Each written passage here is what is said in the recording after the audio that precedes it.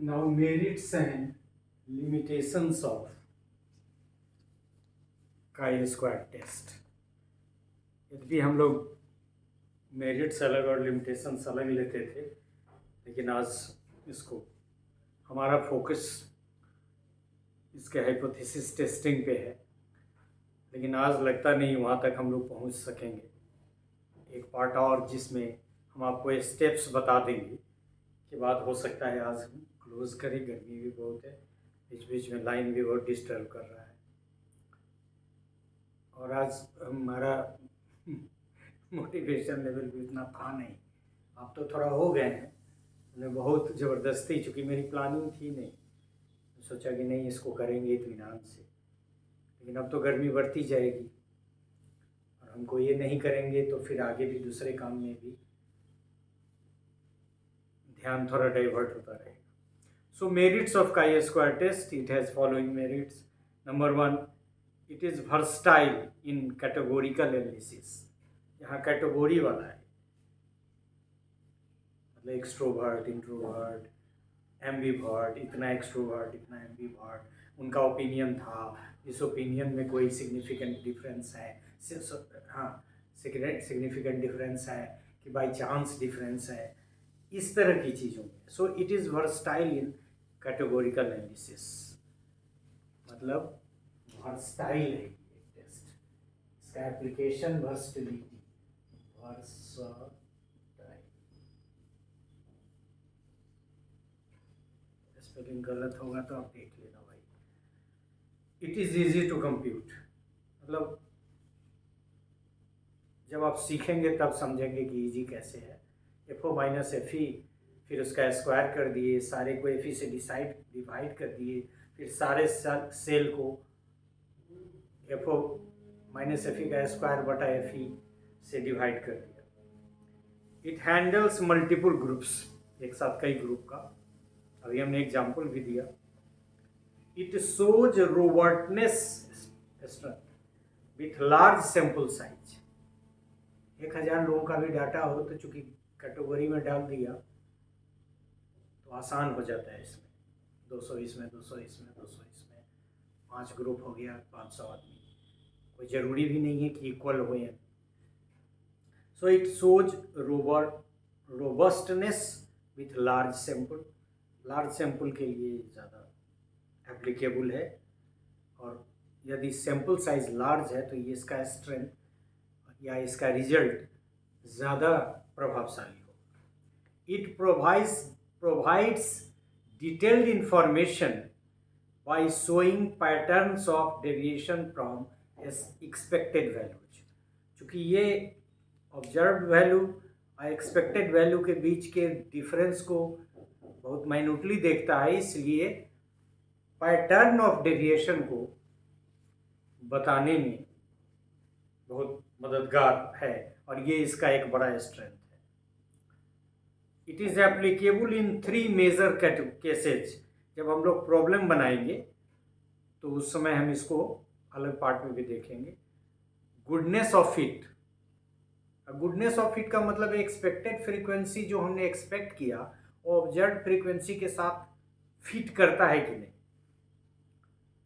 Test of independence and test of homogeneity, मतलब 3 तरह का जनरली ये टेस्ट करता है। इसका एप्लीकेशन 3 लेवल पे है: goodness of fit, test for independence and test of homogeneity. तो इसका रेंज बहुत बड़ा है। हम लोग भी 6-7 तरह के प्रॉब्लम को सोल्व करेंगे gradually. So it has to go in long way. एक कैटेगरी जैसे मान लीजिए गुडनेस ऑफ फिट है, उसको 2 भाग में बांटेंगे, फिर 3-4 प्रॉब्लम इसमें, 3-4 प्रॉब्लम उसमें, तो नंबर ऑफ प्रॉब्लम्स काफ़ी हो जाएंगे। Guilford 1956 has called it the general purpose statistics. General purpose का नहीं कहते हैं नहीं कि ये कम आमदनी वाले आदमी का है, सब आदमी के लिए एवरग्रीन है, उस तरह के सेंस में गिलफोर्ड ने कहा कि इट हैज़ कॉल्ड इट, मतलब Guilford has called it the general purpose statistics as it involves no assumptions regarding the normalcy of distribution और होमोजीनिटी ऑफ वेरिएंस। मतलब जो प्री कंडीशंस है जो पैरामीट्रिक टेस्ट में है, उस प्री कंडीशन की वजह से इसका जो रेंज है बहुत बड़ा है और इसीलिए इसका नाम दिया जनरल पर्पस स्टैटिस्टिक्स, मतलब कहीं भी लगा दो। Now we have to discuss some limitations of this test. धीरे धीरे आप बहुत चीज़ें सवाल जब बनाएंगे खुद भी समझ जाएंगे। It assumes that observations are independent. Violating this assumptions can lead to misleading results. मतलब इंडिपेंडेंट ऑब्जर्वेशन यदि नहीं है तो ऐसे कंडीशन में इसका इस्तेमाल करेंगे तो रिजल्ट सही नहीं आएगा, ये इसका एक लिमिटेशन है। This test is sensitive to sample size, as in very small sample it may lack power to detect meaningful association। मतलब रिजल्ट जो होगा वो लेस नंबर ऑफ मतलब पार्टिसिपेंट यू कैन से, किसी सेल में शुरू में एजम्पशंस में हम लोगों ने देखा है इसमें सेल में कम होगा तो क्या होगा 20%, फिर हालांकि 5 से कम है तो एड्स करेक्शन का कंसेप्ट भी है जो आगे हम लोग देखेंगे।